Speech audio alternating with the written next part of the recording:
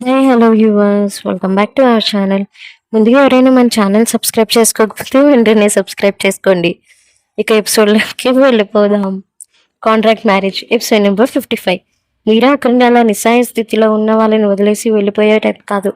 బహుశా సూర్యని దీనికి మధ్యలో ఏమైనా జరిగిందంటావా అని తనకున్న అనుమానాన్ని బయటపెట్టింది శ్రేష్ఠ. ఎగ్జాక్ట్లీ, ఏదో జరిగింది శ్రేష్ఠ. నువ్వు అని చెప్పడం కాదు, ఏదో జరిగింది. అందుకే అందుకే అది రాలేదు. ఏం జరుగుతుందో మనం కనుక్కోవాలి. వెంటనే ఏదో నిర్ణయం తీసుకున్నట్టు, అసలు సూర్య ఎక్కడి నుండి వచ్చాడు నిన్న, పైగా ఎక్కడికో రెడీ అయినట్టు కూడా ఉన్నాడు. ఎక్కడికి వెళ్ళుంటాడు అని అనుకుంది. వెంటనే ఆ ప్రయత్నాల్లో హరిత గారి వైపు చూసింది సృజన. మీరే నిన్న రాత్రి ఎక్కడి నుంచి వచ్చాడో తెలుసుకోలేతయ్యా. నేనా? నాకేం చెబుతాడంటే వాడు ఖచ్చితంగా చెబుతాడు. కానీ మీరు ఒకటి గమనించడం మర్చిపోయారు. ఏంటి? మొన్నటి వరకు మీరు వీల్ చైర్లో ఉండేవారు, కానీ ఇప్పుడు గుంటుకుంటూ వచ్చారు.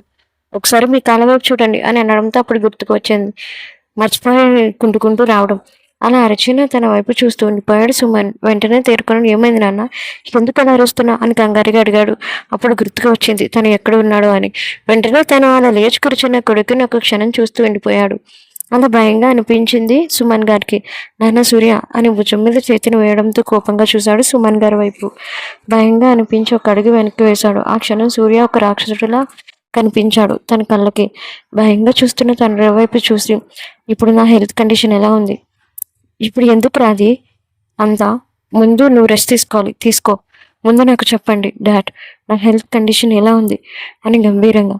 ముందు నాకు ఇది చెప్పు, ఎందుకు అడగాలని అనుకుంటున్నా అని అడగడంతో అక్కడ ఉన్న ఎమర్జెన్సీ కిట్ను విసురుకొట్టి, నీకేమైనా పిచ్చా, నేనేం అడుగుతున్నాను, మీరేం చెప్తున్నారు డాడ్, ముందు ఇది చెప్పండి అని హాస్పిటల్ మొత్తం దద్దరిల్లిపోయింది తన అరుపుకి. తను ఆ కోపాన్ని చూసి ఒక అడుగు వెనక్కి వేశాడు సుమన్. నాన్న సూర్య, ముందు నాకు చెబుతారా లేదా? వణుకుతున్న గొంతుతో, నీకు ఆపరేషన్ జరిగింది, 4 కుట్లు పడ్డాయి. మౌనంగా ఉండిపోయాడు. మాట్లాడలేదు సూర్య. తన వైపు చూస్తున్న సుమాన్ని చూసి, నేను అర్జెంటుగా వెళ్ళాలి అని చెప్పి దిగిపోతుంటే, సూర్య నువ్వు వెళ్ళడానికి వీల్లేదు, నీ పరిస్థితి ఏం బాగలేదు, నా కండిషన్ ఏంటో నాకు బాగా తెలుసు. సూర్య, మీతో వాదించే ఓపిక నాకు లేదు. మీ కండిషన్ బట్టి నేను చెప్తున్నాను, నువ్వు ఎక్కడికి వెళ్ళకపోవడమే మంచిది. అయినా అయినా నీకు ఇలా జరిగినా సరే మీరా ఎందుకు రాలేదు అని తనకున్న డౌట్ని అడిగాడు. కోపంతో తన వైపు చూసి, అదంతా మీకు అనవసరం, ముందు ఇక్కడ నుండి నేను వెళ్ళాలి. సూర్య, నీకు మైండ్ ఉందా? అసలు అసలు నీ పరిస్థితి నీకు అర్థం కావడం లేదు. ఎవరో నేను కోపంతో కసిగా నేను పొడిచారు. అదంతా వింటూనే సూర్యలో జీరో ఎక్స్ప్రెషన్ స్పష్టంగా కనిపిస్తుంది. ఎలా అయినా సూర్యని ఇక్కడ ఉండేలా చూసుకోవాలి అని మనసులో అనుకుంటుండగానే ఏదో నిర్ణయం తీసుకున్న సూర్య బలంగా ఊపిరి పీల్చుకొని వదిలి, నేను అర్జెంటుగా మీడియాతో మాట్లాడాలి. కానీ ఎందుకురా? ముందు మీడియాని పిలవమని చెప్పాను మీకు, ఎందుకు అర్థం కాలేదా అని గట్టిగా అనేసరికి భయపడిన సుమన్ గారు వెంటనే మీడియాకి ఫోన్ చేస్తున్నారు. బయట ఉన్న శ్రేష్ఠ మాత్రం, ఏంటక్క లోపల నుండి అరుపులు కేకలు వినిపిస్తున్నాయి, నాకు మాత్రం ఏం తెలుసు, అంతా లోపల ఏం జరుగుతుందా ఎలా కనుక్కోవాలి. వెంటనే శ్రేష్ఠ సృజన ఒకరి ముఖాలు ఒకరు చూసుకొని ఎదురుగా ఉన్న హరిత గారి మీద పడింది చూపు. వీల్ చైర్లో కూర్చొని ఏదో ఆలోచిస్తున్న హరిత గారు అప్రయత్నంగా ఎదురుగా ఉన్న వాళ్ళిద్దరి వైపు చూడటంతో, ఎందుకు అలా చూస్తున్నారు, ఇప్పుడు మీరే లోపలికి వెళ్ళాలి. ఏంటి? ఆశ్చర్యంగా అంది.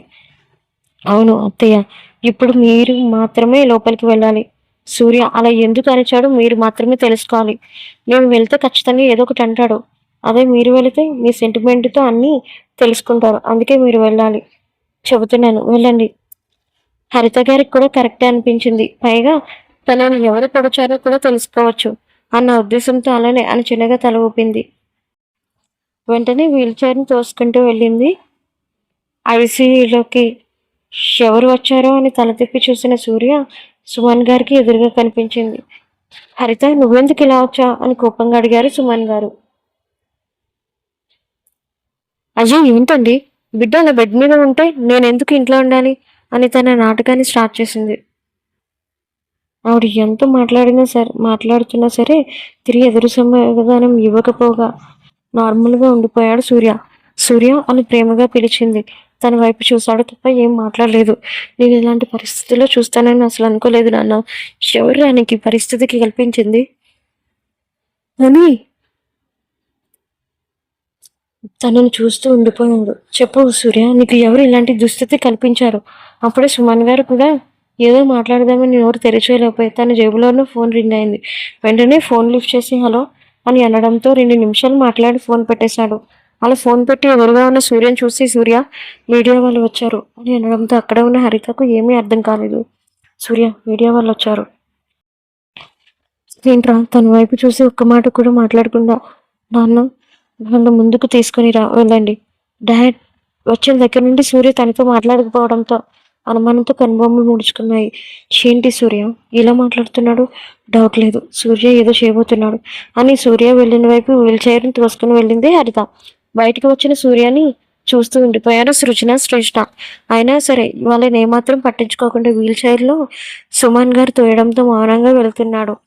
అప్పుడే లోపల నుండి వచ్చింది హరిత వల్ల అతన్ని చూసిన సృజన దగ్గరికి వెళ్ళి ఏమని చెప్పాడా? ఏం చెప్పాడు నా పొందా? అసలు నా వైపు కూడా చూస్తున్నాడు తప్ప నోరు మెదపలేదు. అసహనంగా అనిపించింది సృజనకు.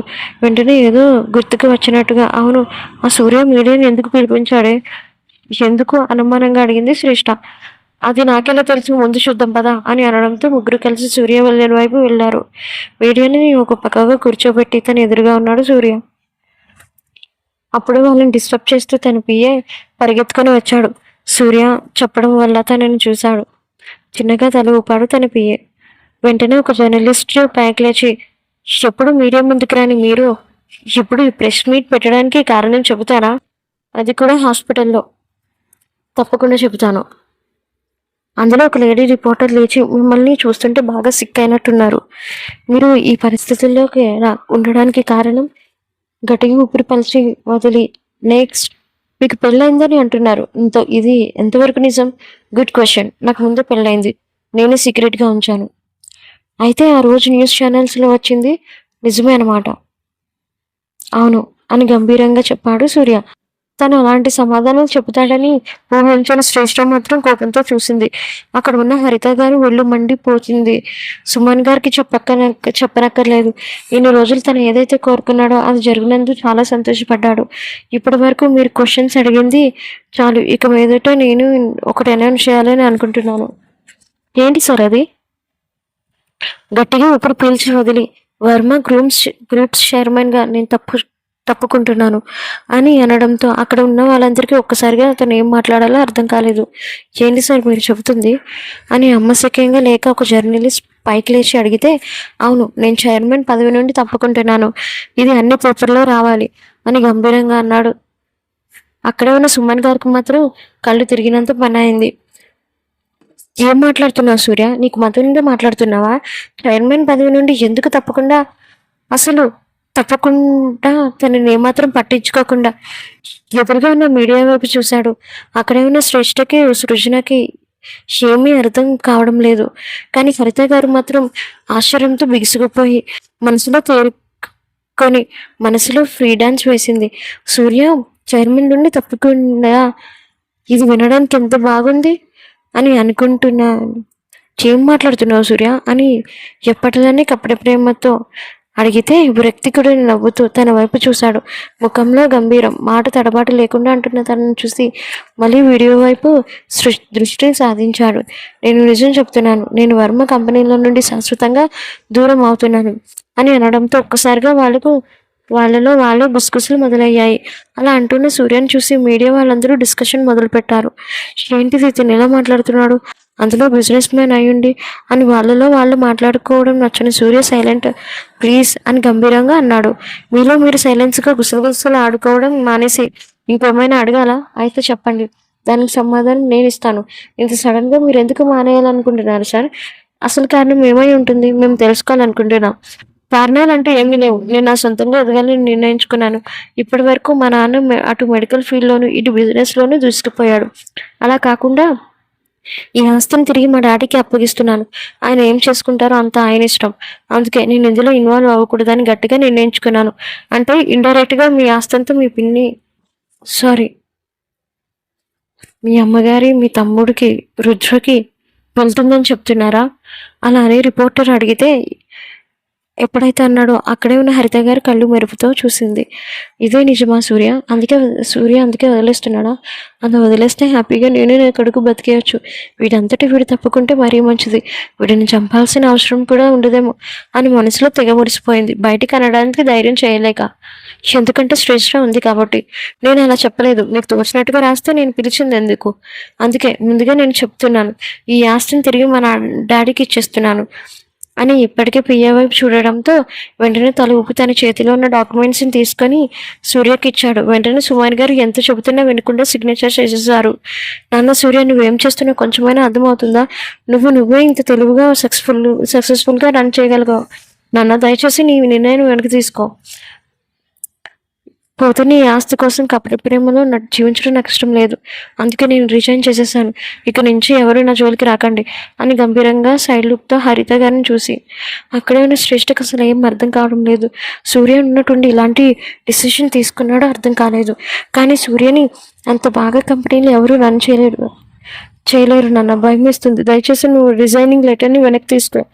బిజినెస్ నా జీవితంలో వేలు పెట్టాను, మళ్ళీ నా జీవితంలో తొంగి చూడాలి అని అనుకోకండి అని కోపంగా చెప్పి పియ్య వైపు చూశాడు. వెంటనే తను వీల్ చైర్ తీసుకొని వెళ్ళిపోయాడు అక్కడి నుంచి. అసహనంగా అనిపించింది సుమన్ గారికి. అక్కడ ఉన్న మీడియా వాళ్ళు కూడా వాళ్ళు రాసుకోవాల్సింది రాసుకొని అక్కడి నుంచి వెళ్ళిపోయారు. నిజంగా సూర్య ఇలా చేస్తాడని అసలు అనుకోలేదు. ఎందుకు సూర్య ఇలా చేసావు? అసలు ఇలా ఎలా చేయాలనిపించింది నీకు అని మనసులో అనుకున్నాడు. ఉన్నట్టుండే సూర్య అలాంటి నిర్ణయం ఎందుకు తీసుకున్నాడో ఆ శ్రేష్ఠకి సృజనకి కూడా అర్థం కాలేదు. ఇక హరిత గారు మాత్రం మనసులో కుప్పిగంతులు వేసుకున్నారు. ఇక ఈ ఆస్తి మొత్తం మాదే అని అనుకుంటూ మురిసిపోయారు. సూర్యకి ఎప్పుడైతే దెబ్బలు తగిలాయని తెలిసిందో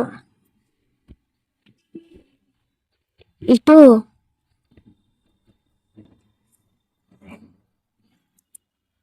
సుమన్ గారు వల్ల అమ్మగారు కూడా వచ్చేశారు. పెద్ద ఆవిడ తట్టుకోలేదని అనుకుని ఐసీయూలోకి వెళ్తున్న సూర్యని చూస్తూ వచ్చిన ప్రభావతి గారు చూడటంతో నాన్న సూర్య అని కళ్ళ నిండా నీళ్ళతో వెళ్ళి అక్కడ ఎదురుగా కూర్చుంది. తన బామ్మని చూసి చిన్న చిరునవ్వు సూర్యలో. ఎప్పుడూ అలా నవ్వడం చూడలేని సూర్యని చూస్తూ ఆశ్చర్యంగా ఉండిపోయారు ప్రభావతి గారు. ఎందుకు నన్ను ఇలా నవ్వుతున్నావు?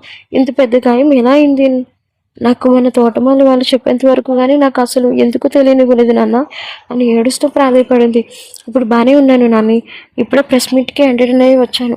ప్రెస్ మీట్ ఎందుకు నాన్న అని అనుమానంతో కనుబొమ్మలు మూడిచి అడుగుతుంటే ప్రెస్ మీట్లో తను ఏం మాట్లాడాడో చెప్పడంతో ఆశ్చర్యంగా చూశాను. సూర్య, నువ్వు ఏం మాట్లాడావో అర్థం అవుతుందా? ఈ కంపెనీ మీ నాన్న కష్టమే కాదురా, మీ తాత కష్టం. చనిపోయిన సూర్యదేవి గారు ఎంతో రెక్కలు ముక్కలు చేసుకొని రాత్రింబవళ్ళు ఆయన పోయిన తర్వాత కంపెనీ బాధ్యతలు మీ నాన్నకి అప్పగించినా సరే ఆయన సరిగ్గా చూసుకోలేదు. కానీ 20 ఏళ్ల పిల్లాడిగా ఉన్న నువ్వు తన బాధ్యతలు తీసుకొని ఎంతో ఉన్నత స్థానంలో నిలబెట్టిన కంపెనీరా. నువ్వు వెళ్ళిపోతే కంపెనీ భూస్థాపితం అయిపోతుంది. నాకు ఈ కంపెనీ ఆస్తిలో డబ్బులు ఏమీ వద్దు. నాకు నా నిజమైన ప్రేమ కావాలి, ప్రాణం కావాలి. అర్థం కాలేనట్లు ఏం మాట్లాడుతున్నావు సూర్య అని అనుమానంతో శ్వాసను బలంగా పీల్చి వదిలి, మీరా నన్ను వదిలి వెళ్ళిపోయింది నాన్నమ్మ. నన్ను కాదని వెళ్ళిపోయింది. ఇంకెప్పుడు నా దగ్గరికి రాదని వెళ్ళిపోయింది. ఇప్పుడున్న పరిస్థితుల్లో కంపెనీ కాదు ముఖ్యం, నాకు మీరా ముఖ్యం. నా దగ్గరకు రాదన్నా సరే బలవంతంగా రప్పించుకుంటాను. కొట్టుమరిగి నా దగ్గరే రప్పించుకుంటాను. జీవితాంతం ఉండేలా చేస్తాను. మీరా నిజంగా వెళ్ళిపోయిందా? అవును నాన్నమ్మ, నిజంగానే వెళ్ళిపోయింది. నేను వద్దని వెళ్ళిపోయింది. దాన్ని వదిలేస్తానని అనుకుంటున్నాను. జీవితాంతం నా గుండెలో నా పక్కన నా సగభాగం ఇవ్వాలని అనుకున్నాను. ఇప్పుడు నేను మళ్ళీ కొత్త సూర్యలా మళ్ళీ ఫస్ట్ నుంచి నేను స్టార్ట్ చేస్తాను. మీరే నన్ను వదిలిపోలేదని నానమ్మ నా గుండెల్లో ఉంది. నాకు హింట్ ఇచ్చి మరీ వెళ్ళిపోయింది. ఆస్తి కోసమే కదా తనని నాకు దూరం చేసింది. మరి కొందరు మా బిడ్డని కూడా చంపేశారు. అలాంటి ఆస్తి ముఖ్యం కాదు నాన్నమ్మ. ఇప్పటి నుంచి సూర్య అంటే ఏంటో చూపిస్తాను. మునుపటిలా ఉన్న సూర్యని కాదు మీరు చూస్తారు, ఒక రాక్షసుడిలా చూస్తారు. నా మీర ఎలా అయితే నన్ను చూడాలనుకుందో కొత్త సూర్య రాక్షసుడిలా చూస్తారు. ఇప్పటి వరకు మీరా విషయంలో నేను రాక్షసంగా ప్రవర్తించాను, కానీ ఇప్పుడు అందరినీ అని నొక్కిపెట్టి అలానే చూస్తాను. ఇది ఎవరు మార్చలేనిది. ఆ క్షణంలో సూర్యని చూస్తే నిజంగానే భయంగా అనిపించింది. కంగారు కూడా మొదలైంది ప్రభావతి గారిలో. సూర్య తనని కదిలించబోతుంటే అప్పటి వరకు ఏదో ట్రాన్స్లో మాట్లాడిన సూర్య స్పృహలోకి వచ్చాడు. సూర్య, నువ్వేం మాట్లాడుతున్నావు నీకనే అర్థమవుతుందా? ఇప్పుడప్పుడే నేను సరిగ్గా ఆలోచించడం మొదలు పెడుతున్నాను. నాకు ఈ డబ్బు ఆస్తి ఏమి వద్దు, నేను మళ్ళీ మొదటి నుంచి వస్తాను.